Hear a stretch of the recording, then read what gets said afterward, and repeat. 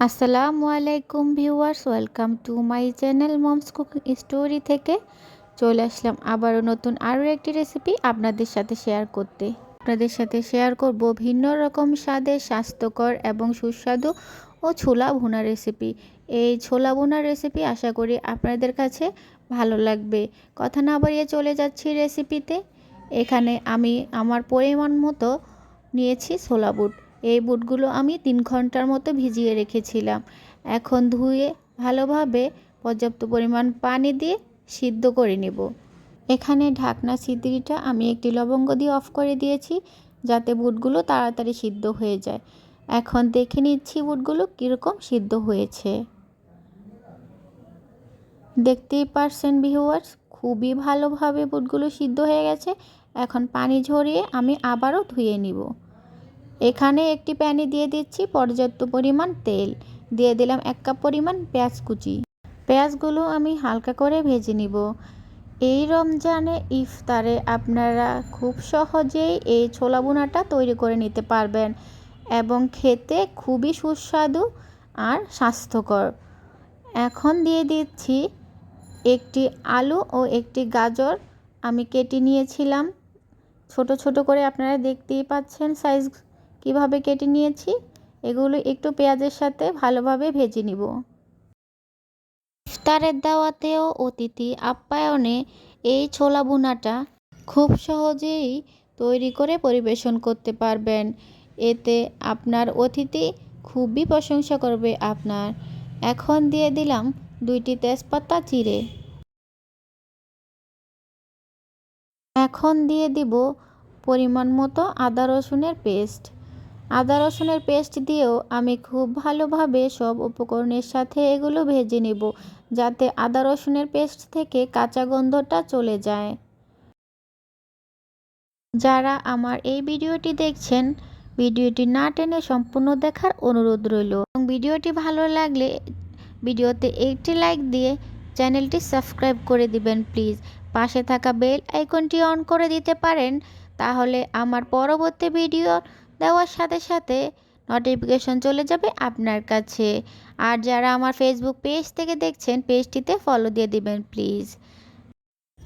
এখন অ্যাড করে দিচ্ছি পরিমাণ মতো লবণ, অ্যাড করে দিচ্ছি সাথে পরিমাণ মতো হলুদ গুঁড়ো। আমি এখানে মরিচের কোনো গুঁড়ো ব্যবহার করব না। আমি আজকের এই রেসিপিটি কাঁচা মরিচ দিয়ে তৈরি করব। সারাদিন রোজা রেখে ইফতারে গুঁড়ো মরিচের তৈরি স্পাইসি খাবার খেলে পেটে সমস্যা হয়, গ্যাস্ট্রিকে খুবই যন্ত্রণা। তাই কাঁচামরিচ দিয়ে রান্না করলে গ্যাসেও সমস্যা হবে না এবং স্পাইসিও হবে, শরীরের জন্য খুবই উপকারী। ছোলাগুলো আমার একদম সুপার সফটভাবে সিদ্ধ হয়ে গেছে। আমি আবারও দেখিয়ে দিলাম। এখন সব উপকরণ আমি একসাথে খুব ভালোভাবে নেড়ে চেড়ে আরও কিছুক্ষণ ছোলাগুলোর সাথে ভেজে নিব। ছোলা বুট সিদ্ধ করলে আপনারা সব সময় চেষ্টা করবেন যাতে একদম সফটভাবে ছোলাগুলো সিদ্ধ হয়ে যায়, তাহলে আপনারা রান্না করার সময় ছোলার ভিতরে খুব ভালোভাবে সব ধরনের মশলা প্রবেশ করবে এবং খেতেও খুবই ভালো লাগবে। এখন দিয়ে দিলাম 1 কাপ পরিমাণ পানি। এই যে আমি এখানে কাঁচামরিচগুলো অ্যাড করে দিচ্ছি। আমি এখানে 4-5টি কাঁচামরিচ ফালি করে নিয়ে নিয়েছি। আপনারা ঝাল বেশি পছন্দ করলে এখানে মরিচ বাড়িয়েও বা কমিয়ে নিতে পারেন। এখন আমি দিয়ে দিব গরম মশলা গুঁড়ো। এখানে আমি 1/2 চা চামচ পরিমাণ গরম মশলা গুঁড়ো দিয়ে দিয়েছি। এখন দিয়ে দিব 1/2 চা চামচ পরিমাণ চাট মশলা।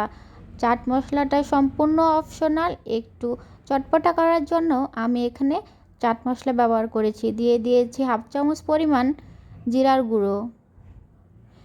এখন সব মশলার সাথে আমি আবারও সব উপকরণ ভালোভাবে মিক্স করে নিব। এভাবে ছোলা বুট তৈরি করলে ছোলা বুট খেতে লাগবে চটপটা এবং শরীরের জন্যও স্বাস্থ্যকর হবে। এখন ঢাকনা দিয়ে আমি আরও কিছুক্ষণ রান্না করে নিব। এখন দেখে নিচ্ছি গাজর এবং আলু আমার খুব ভালোভাবে সিদ্ধ হয়ে গেছে। এখন অ্যাড করে দিচ্ছি একটি বড় সাইজের টমেটো। টমেটোগুলো আমি সেমভাবেই কেটে নিয়েছি। টমেটোগুলো আমি লাস্টের দিকে অ্যাড করেছি যাতে পুরোপুরিভাবে গলে না যায়। এখন ঢাকনা দিয়ে টমেটোগুলো সফট হওয়ার জন্য রেখে দেব। এই যে দেখুন আমার বোট একদম পুরোপুরি রেডি হয়ে গেছে। এখন আমি একটি বাটিতে সার্ভ করে নিচ্ছি।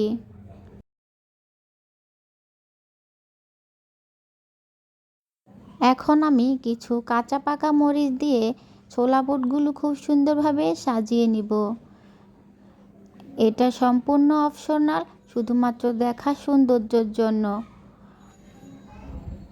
আর আমি যেহেতু এখানে মরিচের গুঁড়া ব্যবহার করিনি, তাই মুড়ি মাখার সময় এই কাঁচা মরিচগুলো খুবই ভালো লাগবে।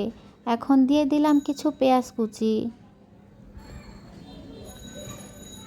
পেঁয়াজ কুচি দেওয়ার পরে আমি এখানে কিছু পুদিনা পাতা কুচিও ছড়িয়ে দেব। এতে ফ্লেভারও ভালো আসবে, দেখতেও খুবই ভালো লাগবে।